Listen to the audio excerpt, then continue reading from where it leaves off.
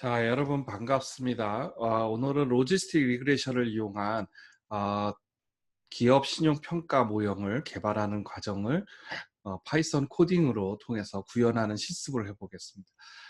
지금까지 여러분들이 이제 많이 이론적인 거라든지 기초적인 걸 학습을 했는데요. 오늘 수업 시간에 하는 거를 만약에 잘 못하겠다고 한다면 본 영상을 반복적으로 들어서 꼭 숙지하기 바랍니다.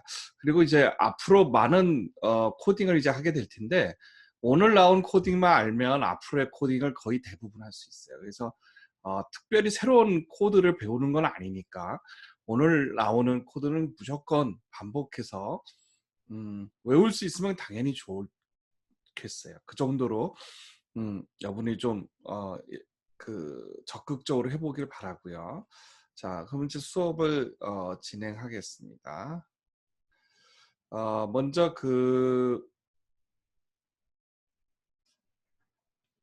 지난 시간에 이 변수 설명표를 봤는데 이렇게 V1부터 V31 보통 변수를 V라고 쓰거나 X로 쓰는 게 관리예요.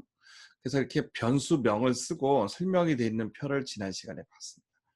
그리고 이제 본격적으로 이제 실습으로 들어갈 텐데 지난번에 얘기한 것처럼 이 점원 크레딧 데이터에 대해서 잠깐 설명을 좀 할게요. 그동안 이제 데이터를 여러 가지를 제공했는데 지금 여기 로짓 12주차에 제공하는 로짓 신용평가를 보면 로짓을 이용한 신용평가 교재와 로짓을 이용한 신용평가 데이터 두 가지의 게시판을 만들었어요. 그래서 로짓 신용평가 교재를 보면 조금 다릅니다. 코드를 좀 다양하게 짤 수 있는데 우리 처음에 만든 교재는 컴퓨터 A라는 컴퓨터에서 작업하다가 B라는 컴퓨터 작업하고 하니까 여러분들이 볼 때는 좀 뭔가 논리적 점프가 있거나 이해가 안 되는데 우리가 이 교재를 한 자리에 앉아서 1시간 만에 끝내는 게 아니고 수개월에 걸쳐서 계속 첨부하다 보니까 라이브러리라든가 이런 게 조금 여러분들이 매끄럽지 않은 것 같아요. 그래서 이 교재에서 이 코드 부분만 약간 좀 수정을 했어요. 그러니까 이걸 참고하고요. 그 다음에 데이터 부분에서 한번 여기 볼게요. 첫 번째, 점원 크레딧 데이터 전체 데이터. 요 맨 위에 있는 이 데이터 갖고 실습할 겁니다. 그래서 아까 변수 31개가 있는 변수들이고요.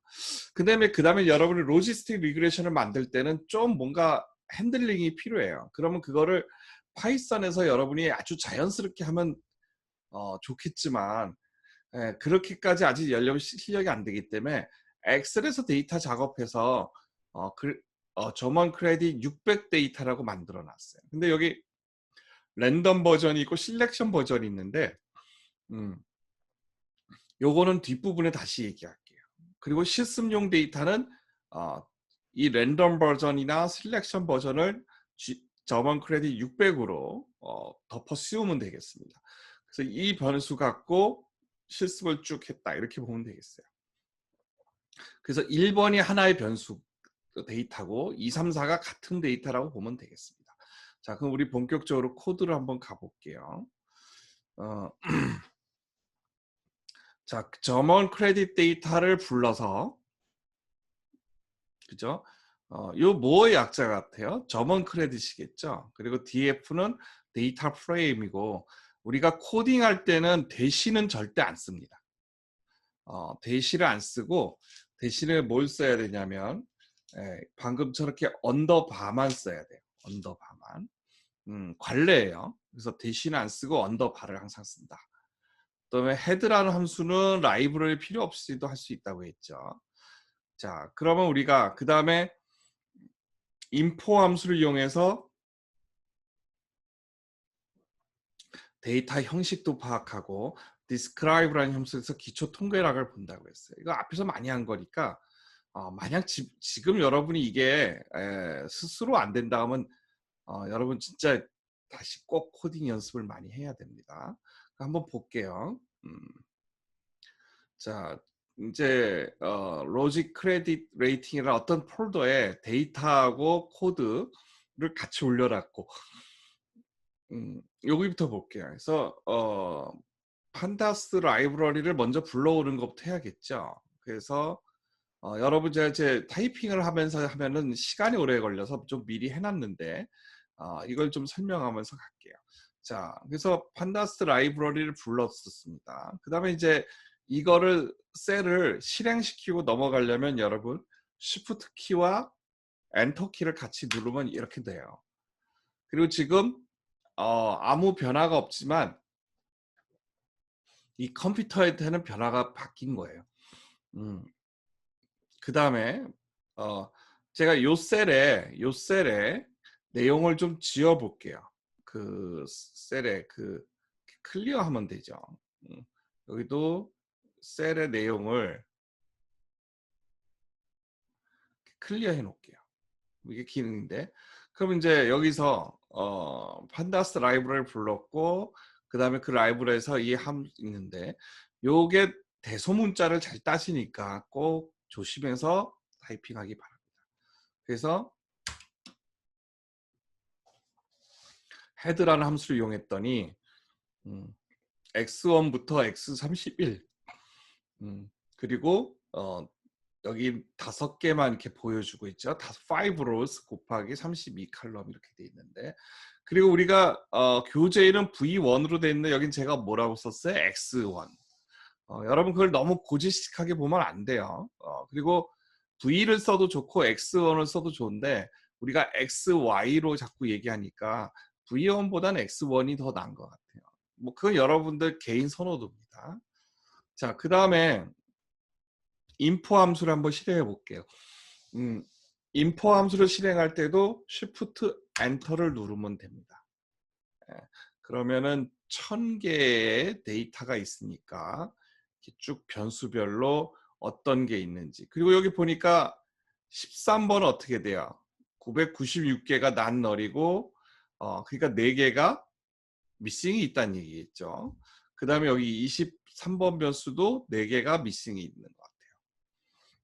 이번에는 디스크라이브 함수를 한번 실행해 보겠습니다. 디스크라이브 함수를 방금 클리어한 다음에 실행해 보니까 카운트는 뭐예요? 개수죠. 평균, 표준 편차, 최소값. 그 다음에 이제 쿼타일, 그 다음에 이제 이게 절반이 되는 값들 이렇게 쭉 보여주는 거죠. 그래서 변수별로 쭉 이렇게 스크롤 하면서 볼 수 있겠어요. 뭐 여기까지 여러분들 잘 따라왔을 것 같아요. 다시 그러면 PPT로 좀 가볼게요. 자, 여기까지 이렇게 쭉 당연히 여러분 됐다고 생각합니다.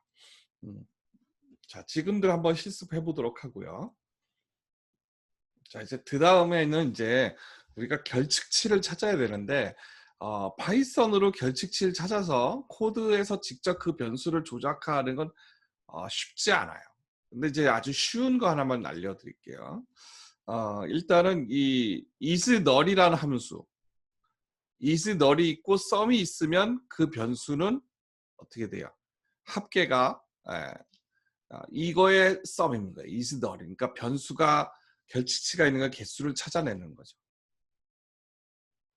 요렇게 되겠죠. 아까 4개, 4개가 될 걸. 그 다음에 결측치를 제거하기 위해서 우리가 drop NA가 모르겠어요. non-applicant, 없는 거죠. 적용 없는 거를 drop 하는 함수를 이용해서 아예 빼버리는 게 되겠어요. 그럼 이제 이 drop 하면 함수의 특징이 뭐냐면 아예 그 행을 없애버리는 거예요. 근데 여기가 이 함수의 옵션을 따라서 열을 없앨 수도 있어요. 열이라는 건 뭐예요, 여러분? 변수죠. 그러니까 변수는 여기서 보면 이 V3를 없애버리는 거는 우리가 빅데이터 분석이 잘 안 해요. 왜냐하면 변수 자체는 굉장히 중요한 건데 데이터는 100만 개, 뭐 10만 개, 또 뭐 적어도 10,000개 이상 있기 때문에 몇 개를 없애는 건 이렇게 되죠, 행으로. 근데 변수를 없애는 건 어떤 데이터도 이 변수와 관련된 데이터 사용할 수 없게 된다는 거니까 매우 신중해야 돼요. 정말 어떤 특정한 목적이 있지 않으면 없애는 걸 자제해야 됩니다. 그래서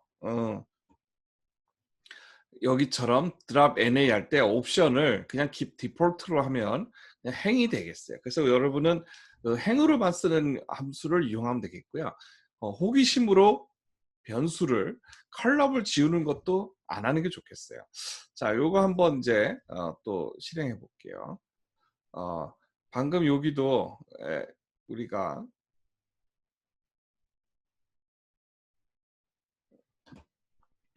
자, 이 isNoll 함수를 합계해서 하는 이 경우를 제가 한번 해볼게요. 그랬더니 x1부터 x30까지 쭉 있는데 여기 보니까 어때요? 0이라고 x4 같은 건 0이라는 건 뭐예요? 결칙치가 없고 여기서는 4개 또 여기서도 4개가 있다는 걸 아는 거죠. 사실 또 아까 인포 함수를 통해서도 결칙치가 있다는 걸 금방 알았기 때문에 뭐 같은 거예요. 근데 이게 좀 더 보기 좋죠. 눈에 잘 띄니까. 자, 그래서 이번에는 이걸 드랍 온 함수로 없애는데 한번 볼게요. 지금 이제 여기서 잘 봐야 돼. 이번에 제가 drop NA 함수로 없애면 그 다음에 다시 이제 그 다음에 다시 이거를 실행시키면 이번에는 결칙치가 없어야 되는 거죠. 여러분 이 두 분을 여기를 조심해서 봐야 됩니다. 한번 볼게요. 자, Shift 엔터 누르면 이제 결칙치가 없어질 겁니다. 그리고 결측치를 없어진 걸 어떻게 하라고 했어요? GC 언더바 DF의 결칙치를 없애서 다시 자기한테 넣는 거죠. 1부터 10까지 있는 숫자 중에 예를 들어서 5를 없애고 1부터 10에다 저장하라. 그러면 1, 2, 3, 4, 6, 7, 8, 9, 10이 저장되는 거예요. 자, 요거 한번 실행해 보겠습니다. 자, 그러면 눈으로는 안 보이지만 여기 숫자가 생겼죠. 어떤 프로시저가. 그 얘기는 여기서 하면 이제 어때요? 이게 결측치가 나오면 뭔가 잘못된 거죠. 결측치가 없어야 됩니다. 자, 이게 여기까지가 우리가 결측치 처리하는 거였어요. 그럼 이제 결측치 처리는 여러 가지 방법이 있는데 방금처럼 그냥 그 행을 지우는 거 하나만 알려 줬습니다. 내가. 그러면 여러분 이게 엑셀에서 해도 되는데 100만 개 정도 10만 개만 돼도 스크롤하기 힘들죠. 어때요? 굉장히 심플하게 했죠. 그러니까 여러분 이 코드는 꼭 알고 있도록 외웠으면 좋겠어요. 우리가 외워야 될 코드가 그렇게 많지는 않거든요. 그 다음에 결측치가 됐으면 다음에 이제 그래프를 한번 그려보려고 그래요. 그래프를. 그래서 이제 그냥 이렇게 막대 그래프를 그리는데 우리가 신용평가를 여가니까 신용이 좋은 사람과 안 좋은 사람을 나눠서 각 변수별로 어떤 차이가 있는지 만약에 이게 차이가 많을수록 어떨 것 같아요? 일단 좋은 변수죠. 왜 좋은 변수예요? 두 집단을 구분하는데 명확하니까. 다시 한번 얘기해 볼게요. 우리가 데이터 마이닝은 대부분 이진 분류라고 했어요. 그럼 이진 분류에서 왜 어떤 변수가 좋은 거냐? 두 집단 간의 차이를 명확하게 많이 내주는 변수. 그러면 나중에 그 변수가 변별력이 좋다고 할 수 있겠죠. 우리가 두 집단을 찾는데. 예를 들어서 1번 변수하고 4번 변수하고 어느 게 더 좋아요? 눈으로 봐도 4번이 더 이 차이가 뭐 1번도 비슷한데 다 좋긴 하죠. 그러니까 이렇게 구분을 많이 내줄수록 좋다.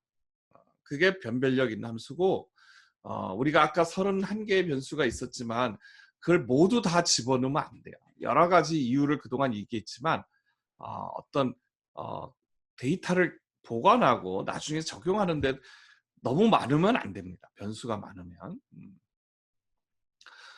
변수가 많으면 많을수록 오류가 어디서나 있거나 미싱이 있거나 실수가 있을 확률이 더 높아지죠. 자, 그래서 이 플랫을 그려볼 건데 보니까 카운트 플랫이라는 함수를 이 앞에는 뭐라고 했어요? 이거는 자, 여러분 이거는 함수, 요거는요 라이브러리를 y 이에 대해서 이 데이터로 그려봐라. 이렇게 나왔어요. 그래서 이걸 내가 해볼 건데, 자, 지금 이렇게 할 거예요. 이렇게. 그죠? 그리고 내가 그 SNS를 요거를 지우고 요 라이브러리를 한번 해볼게요. 음, 이러면 안 되죠.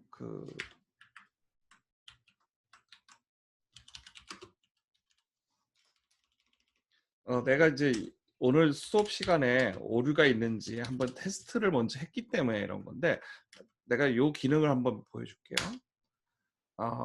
내가 딜 SNS 하니까 어떻게 돼? 이렇게 나오죠. 이건 뭐냐면 여러분 import 라이브러리였어요. 판다스 라이브러리 import로 했잖아요. 그럼 이제 저 라이브러리를 계속 불러놓는다는 거는 이 컴퓨터한테 뭔가 메모를 계속 해놓고 있으라는 얘기거든요. 그러려면 어쨌든 메모리 관리에서 요만큼이라도 쓰고 있는 거라, 또 어떤 메모리를 항상 점유를 하고 있으니까 좋지 않고, 또 내가 갖고 있는 메모리가 매우 커서 저 정도는 괜찮다.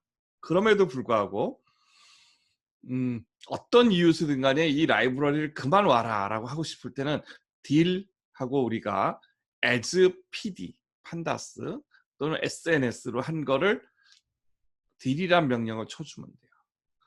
그러니까 딜이란 명령 라이브러리 상주를 끝냈으니까 이 어때요? 이 함수가 요 라이브러리를 지금 모른다는 여러분이 교재에 있는 걸 똑같이 따라했을 때 이런 메시지가 나오면 항상 뭘 해야 돼요? 라이브러리를 불러라. SNS는 이제 C본 함수를 이렇게 SNS라고 부르는 건데, 이거 약자를 얼마든지 여러분이 바꿔도 돼. SNS가 아니고 뭐 다르게. 근데 이게 조심스럽게 해야 됩니다. 이미 어떤 다른 데서 함수로 사용될까 하고 겹치면 안 돼요. 그래서 이제 자주 쓰던 거고, 다시 그러면 부른 다음에 이 함수를 사용하면 당연히 이렇게 잘 되겠죠. 근데 만약에 이제 여러분들 이제 화면 캡처해서 교재 만들어주면 이 부분을 한 번 했기 때문에 앞에서 여러 번 하면 수업 시간에 안 보여줄 때가 있는데, 그러면 이제 데모하는 컴퓨터는 메모리에 저 라이브러리를 호출한 게 남아 있으니까 작동하는데, 여러분들은 이와 같은 메시지를 주로 보게 되겠죠. 그럼 그럴 땐 뭐냐? 이걸 안 한 거다. 그리고 이 불러온 라이브러리를 취소하는 게 D란 명령이다. 오늘 의외로 이제 조금씩 이제 코딩을 배웁니다. 근데 아직도 코딩이라고 하기에는 본격적인 생각이라고 보기보다는 여러분이 그 모델을 만들기 위한 핵심 명령어만 알면 된다. 이런 방식으로 생각하면 되겠어요. 자, 그래서 라이브러리를 그렸어요. 자, 그러면 이제 여기까지 해서 이 그래프를 그린 겁니다. 그죠? 그래프를 이렇게 그려봤어요. 또 이번에는 이런 수렴 상자도 한번 그려볼게요. 여러분, 내가 V23에 대해서만 해봤지만 여러분은 어떻게 해야 돼요? 사실 여러분이 정말 진짜 데이터 마이닝 하는 사람, 데이터 어널리스트라면 저거 다 해봐야 돼요. 그렇게 너무 많지 않냐? 그렇지 않아요. 이 가치, 나중에 주는 이 밸류에 비하면 여러분이 전문 분석가인데 데이터 분석에 일주일을 투자했다. 그걸로 나중에 신용평가를 5천억을 투자를 사용한다. 굉장히 가치 있는 거죠. 5천억 원을 운용해서 누군가 빌려줄 거에 모델을 만드는데 여러분이 일주일을 투자했다. 또는 열을 투자했다. 굉장히 가치 있는 거죠. 자, 이번에는 박스 플롯을 그려볼게요. 뭐 잘 그려지죠, 여러분? 23 말고 다른 변수 해볼까요? 그러면 13번에 한번 해볼까요? 뭐 변수들 중에 이제 박스 플롯이 그려지는 변수가 있고 안 그려지는 변수가 있으니까 그거는 이제 데이터 성격에 따른 거니까 여러분이 잘 보도록 하고요. 그 다음에 이 C본 함수 박스 플롯은 C본 라이브러리에 들어있다. 이 정도는 당연히 이제 기억하겠죠. 그럼 이제 지금부터 로지스틱 모델을 만들겠어요. 근데 로지스틱 모델을 만드는데 이제 여기 가보면 로지스틱 신용평가 모듈을 개발해야 되는데 코드는 의외로 간단하다. 그러나 코드가 중요한 것이 아니고 여러분이 해야 될 요 과정이 중요하다고 계속 강조를 했어요. 그럼 첫 번째, 전 처리를 해야 돼요. 그래서 좀 전에 전 처리하는 법을 쉽게 배웠어요. 전 처리하는 법을. 그래서 전 처리했습니다. 그 다음에 입력 변수를 선정해야 돼요. 31개의 변수를 전부 다 쓸 수는 없어요. 왜 안 되냐면 모델은 일반성 있게 최소한 작은 숫자의 변수를 이용해서 그러니까 심플하게 만들수록 좋은 모델이에요. 모델이라는 건 일반성을 근데 변수가 이렇게 많으면 나중에 이제 시스템을 구축해도 그 변수를 꼭 갖고 다녀야 되고 그 다음에 만약 어떤 특정 변수에서 미싱이 있거나 아웃라이어가 있거나 뭐 문제가 있으면 계속 더 문제가 파급이 되죠. 그래서 좋잖아요. 항상 Principle of Parsimony, 그러니까 간결성의 원칙이라는 게 있어요. 모델링. 그래서 우리가 입력 변수를 선정을 해야 됩니다.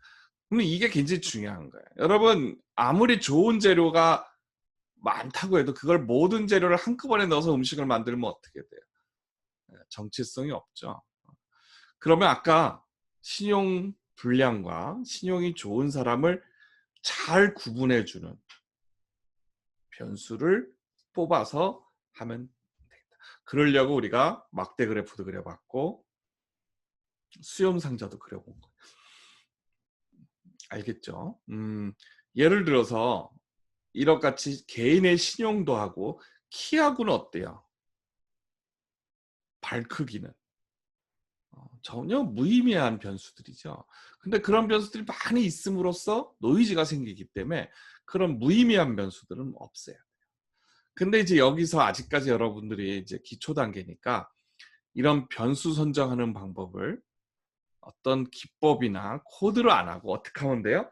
엑셀에서 여러분들이 아까 그래프 같은 걸 그려서 마음에 드는 변수를 7개든 5개든 10개든 선택해서 저장하면 되겠어요.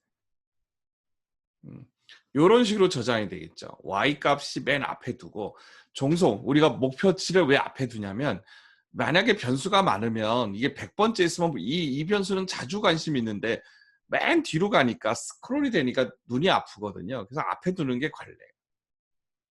이건 하나뿐이잖아요. 그리고 여기에 변수들은 X1부터 이렇게 쭉 있는 변수들은 동등한 변수들인데 어느 게 중요한지 몰라요. 그러니까 그냥 순서대로 쭉 놓는 거예요. 이게 많이 있을 수도 있고 적게 있을 수도 상관없죠. 그래서 아까 이 GC600은 요거를 내가 한 4개만 줄여놨어요. 4개로. 근데 여러분은 이제 이게 여러분들 이제 모델의 차이가 나오는 거예요. 나는 변수를 7번, 15번, 13번, 21번, 6번, 9번 이렇게 6개 쓰고 싶다. 오케이. 그럼 엑셀에서 이렇게 칼럼 잘라서 CSV로 저장해서 로딩만 하면 돼. 불러와서 코드가 똑같이 변수 숫자에 상관없이 코드를 만들어 놨어요. 그러니까 여러분이 재사용하기 매우 쉽게 해놨으니까 여러분만의 변수를 선정해 보기 바랍니다. 이게 여러분만의 레시피예요. 우리가 음식할 때 개인마다 들어가는 재료와 재료의 양이 다르잖아요. 지금 여러분이 선택한 재료, 그 다음에 재료의 양, 즉 웨이트. 이거는 사람마다 다를 수밖에 없습니다. 자, 그게 이제 여기 입력 변수 선정이고 패러 매칭이라는 건 이제 저번에도 얘기한 것 같은데 세상에는 어때요? 범죄자와 선량한 시민은 누가 더 많아요? 대부분 선량한 시민이죠. 근데 왜 범죄자가 많은 것으로 눈에 띄냐? 눈에 띄니까. 뉴스에 나니까. 여러분 우리 경영관에 100만 원 떨어져 있으면 그걸 싹 집어서 가져갈 학생하고 그걸 찾아서 누군가를 찾아주려고 경찰서나 아니면 어디 학과 사무실에 갖다 줄 학생 누가 더 많은 것 같아요? 비교할 수 정도로 갖다 줄 학생이 더 많을 거예요. 그건 뭐 실험 안 해봤다. 우리가 그걸 믿고 사는 사회인 거죠. 그런데 데이터도 마찬가지예요. 신용 불량자와 건전한 사람 누가 더 많겠어요? 당연히 건전한 사람. 불량자는 많을 수가 없죠. 너무 많으면 어때요? 그 거래 은행이 이미 망했다는 얘기인데. 그래서 학습할 때도 요거를 이렇게 비율을 같이 해놓고 학습을 해야 공부할 때 한쪽으로 치우치지 않고 공부하는 것처럼 같습니다. 그리고 나중에 그거를 다시 재적용하는 건 우리가 좀 더 나중에 다뤄볼게요.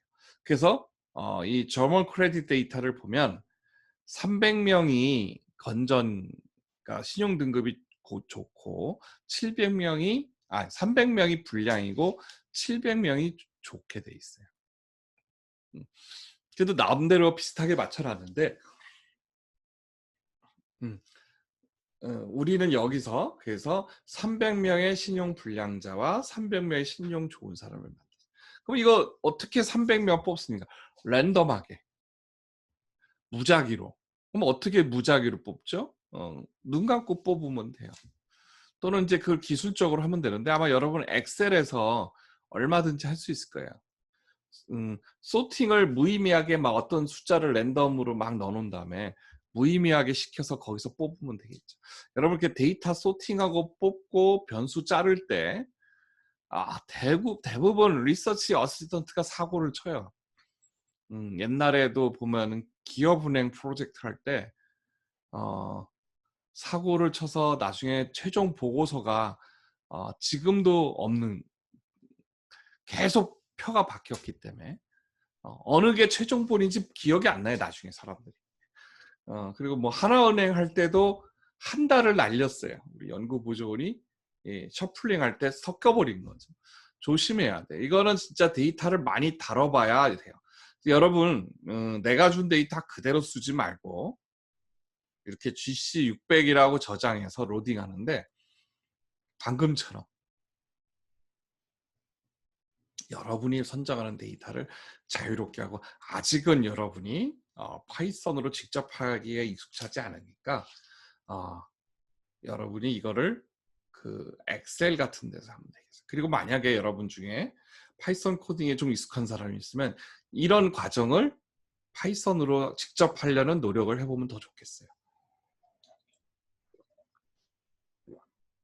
자, 그래서 이렇게 변수가 되면 불러서 다시 이렇게 기초 통계량을 보는 겁니다. 그럼 이 과정을 한번 해볼게요. 아까 여기 보면 요 데이터. 근데 이렇게 만드는데 아까 게시판에 어떻게 얘기를 했냐면 이렇게 랜덤과 실렉션이 있었는데 여기서 랜덤과 실렉션의 차이는 나중에 이거를 학습할 데이터가 랜덤하게 뽑을 거냐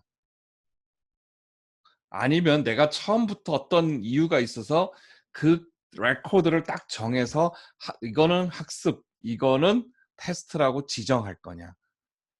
뭐 이런 거예요. 이 차이예요. 이게 별거 아닌 것 같지만 아주 중요한 차이를 납니다. 모델의 성과에서. 우리가 그동안에 데이터 마이닝에서는 학습용 데이터와 그 다음에 평가용 데이터를 두 가지를 나눈다고 했죠. 그래서 트레이닝, 테스팅 있는데 가급적 실렉션 하는 게 더 좋아요. 그래야 우리가 여러 모델을 만들 때 구체적으로 비교할 수 있어요. 그런데 지금 여러분이 처음을 할 때 이 실렉션 하는 것 자체가 크게 부담이 되니까 그냥 그러면 컴퓨터한테 맡기는 거예요. 이 중에서 20%를 알아서 학습시켜라. 또는 30%를 알아서 학습시켜라. 그러면 이 방법을 쓰면 되겠어요. 그럼 요거에 따라서 이제 데이터를 내가 마킹하는 데이터를 다르게 해놨고, 그걸 이제 세이브 에이지 할 때는 이렇게 이름을 바꿔서 쓰면 되겠어요. 뭐 랜덤이든 실렉션. 오늘은 랜덤으로 하는 예제를 데모를 보여주고 나중에 디시전 트리를 하고 나서는 실렉션 하는 메서드도 또 한번 여러분한테 설명해 줄게요. 또는 이제 여러분 코딩에 좀 자신이 있으면 그때까지 한번 챌린지를 해봤으면 좋겠어요. 이 실렉션 할 때는 어떻게 하면 될지. 그럼 다시 이제 우리 이 자리로 들어가 볼게요. 자, 불러서 읽으면 되겠죠. 그러면 우리가 코드도 자 지금 여기 요 이제 처리 번호가 앞에 74니까 이게 75번 프로세스라고 이름이 붙은 거예요. 그래서 GC600, GC는 뭐의 약자 있어요? 뭐 점원 크레딧이겠죠. GC600 언더바 DF 이렇게 해서 만들었습니다. 자, 그 다음에 또 요걸 갖고 헤드라든지 보니까 정말 심플하게 만들었어요. X1, X2, X3, X4 변수 4개로 만들었고 그 다음에 인포메이션을 봐도 600개에 대해서 이렇게 널도 없이 미싱도 없이 여러분들이 아주 쉽게 할 수 있게 데이터를 나눠놨습니다. 동영상 파일이 하나가 너무 커지면 이게 핸들링하기가 또 어렵고 여러분도 지루하니까 여기서 잠시 끊고 그 다음에 다시 또 바로 이어서 할게요.